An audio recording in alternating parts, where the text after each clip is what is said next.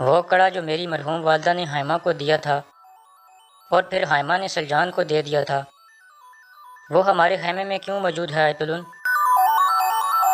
سلجان نے کس طرح کے جھوٹ آپ کو بتائے ہیں؟ اس نے کہا ہے کہ دورو کی اچانک موت فطری نہیں تھی، اس کو تم نے زہر دیا تھا۔ کیا یہ سچ ہے؟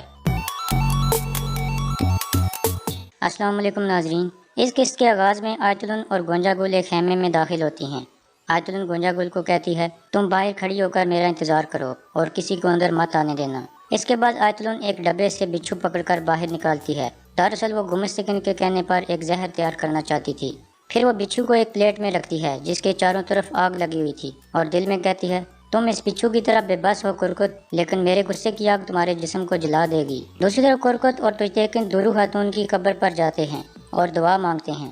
تجتیکن قبر کی طرف دیکھ کر کہتا ہے تمہاری بہو کو ہمارے خیمے میں لانے کا وقت آ گیا ہے والدہ، انشاءاللہ وہ میرا اور اس قبیلے کا خیال رکھے گی جیسے آپ رکھتی تھیں۔ پھر کرکت تجتیکن کو کہتا ہے کاش کہ تمہاری والدہ اس خوشی کے دن تمہارے ساتھ ہوتی۔ دوسری طرف آیت الن ایک زہر تیار کرنے میں مصروف تھی۔ بچھو کے جلنے کے بعد وہ اسے اٹھاتی ہے اور ایک چمٹے کے ذریعے اسے دباتی ہے جس سے اس کے اندر سے زہر کے قطرے نکلتے ہیں جنہیں وہ ایک شیشی میں محفوظ کر لیتی ہے۔ دوسری طرف حائمہ خاتون کے خیمے میں گوگچے کی شادی کی تیاری چل رہی تھی۔ حائمہ خاتون اس کے ہاتھ پر مہندی لگاتی ہیں اور اسے دعائیں دیتی ہیں۔ اس دوران قبیلے کی کچھ دوسری خواتین بھی وہاں موجود تھیں جو ان کی خوشی منانے کے لیے آئی ہوئی تھیں۔ دوسری طرف تجتیکن بھی ایک حجام سے اپنی داڑھی ٹھیک کروانے میں مصروف تھا۔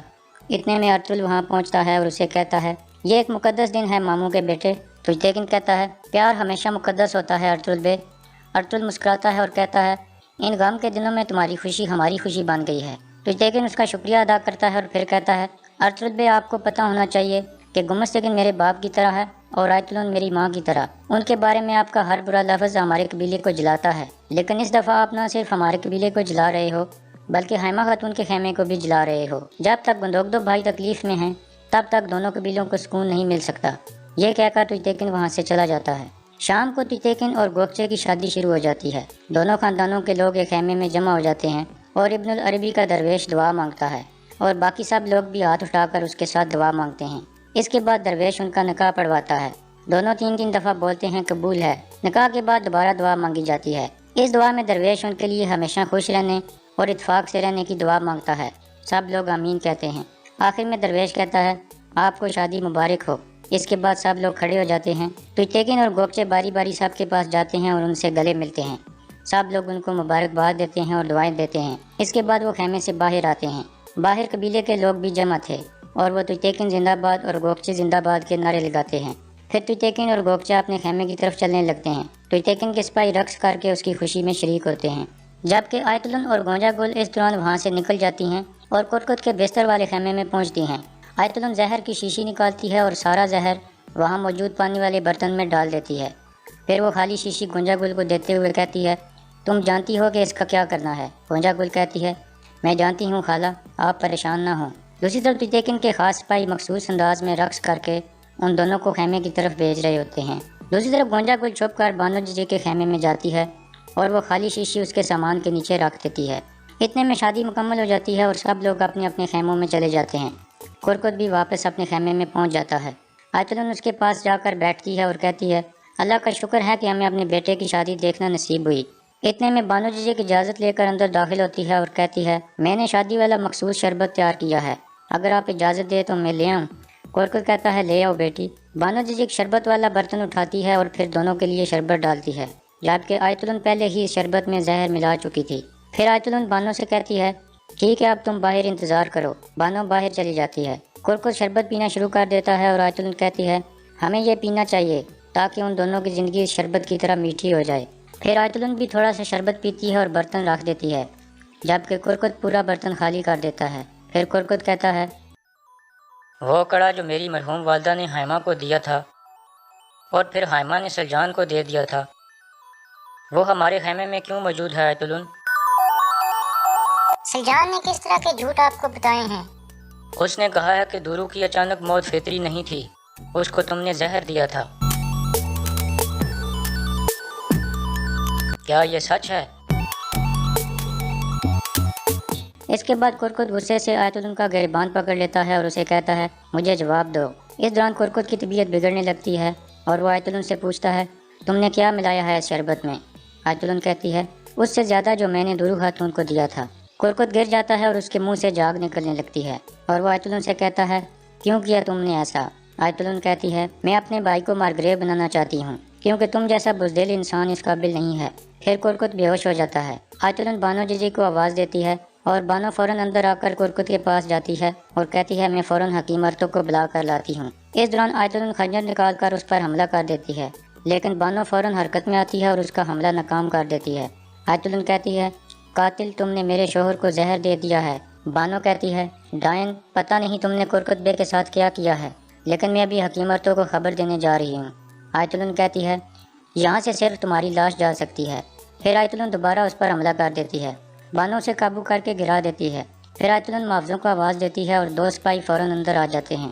آیت الن ان سے کہتی ہے یہ قاتل ہے، اس نے ہمیں زہر دے دیا ہے، اس کو مار دو۔ سپاہی بانو جی کے سر میں تلوار کی ہتھی مارتا ہے جس سے وہ گر جاتی ہے۔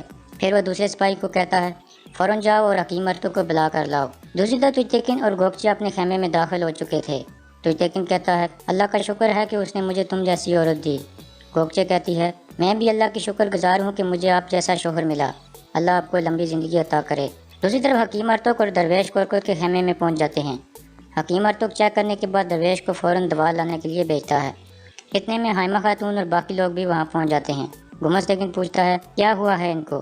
حکیم ارطغرل کہتا ہے ان دونوں کو زہر دیا گیا ہے۔ گمستگین کہتا ہے کس نے کیا ہے یہ؟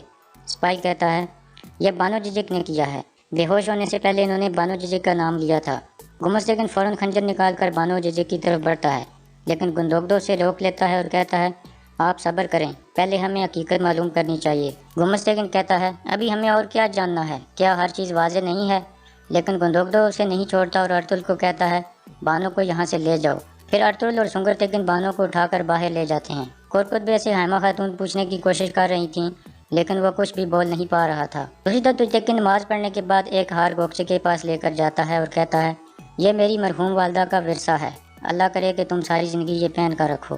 وہ اسے ہار پہنانے ہی والا تھا کہ اسی دوران باہر سے اس کا سپاہی آواز دیتا ہے کرکت بے اور آیت الن ٹھیک نہیں ہے، حکیم ارطغرل نے فوراً آپ کو بلایا ہے۔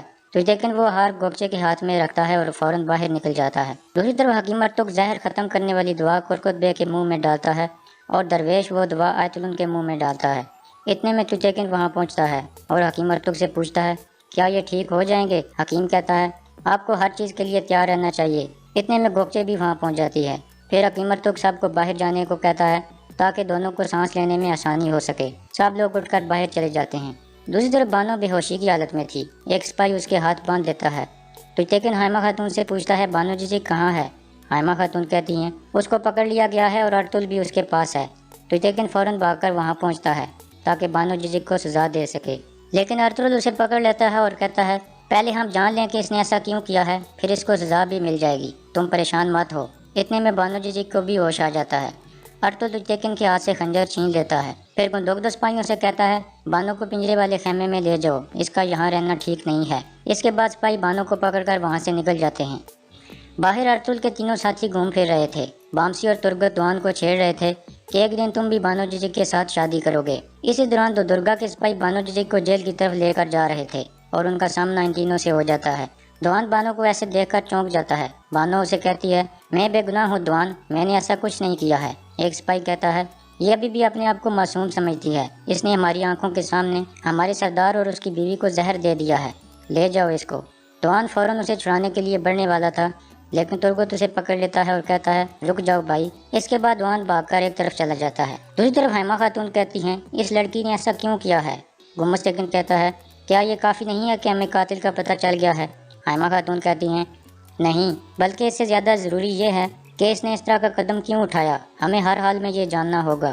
وہ دورو خاتون کو اپنی ماں سے بھی بڑھ کر چاہتی تھی اور ایسے ہی میرے بھائی کو بھی چاہتی تھی، پھر وہ ایسا کیوں کر سکتی ہے؟ یہ میری سوچ سے باہر ہے۔ پھر ارطغرل کہتا ہے جیسا کہ والدہ نے کہا ہے ہمیں ضرور یہ جاننا ہوگا کہ اس میں کس کا فائدہ ہے۔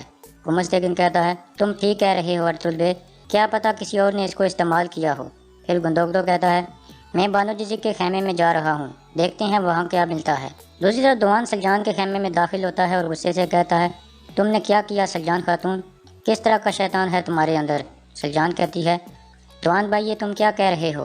دوان کہتا ہے وہ کہہ رہے ہیں کہ بانو جزک نے کرکتبے اور آیت الن کو زہر دے دیا ہے، تم نے کیسے اس کا ذہن خراب کیا اور تم کیسے اس کی زندگی برباد کر سکتی ہو؟ سلیان کہتی ہے دوان بھائی مجھے دوبارہ بتاؤ کہ کیا ہوا ہے۔ دوان کہتا ہے کرکتبے اور آیت الن زندگی اور موت کی جنگ لڑ رہے ہیں۔ دوسری طرف گندوگدو اور دمرل بانو جزک کے خیمے کی تلاشی لیتے ہیں۔ اس دوران دمرل کو ایک خالی شیشی ملتی ہے اور وہ گندوگدو کو بتاتا ہے۔ گندوگدو اس شیشی کو غور سے دیکھتا ہے اور یہاں اس کیس کا اختتام ہو جاتا ہے۔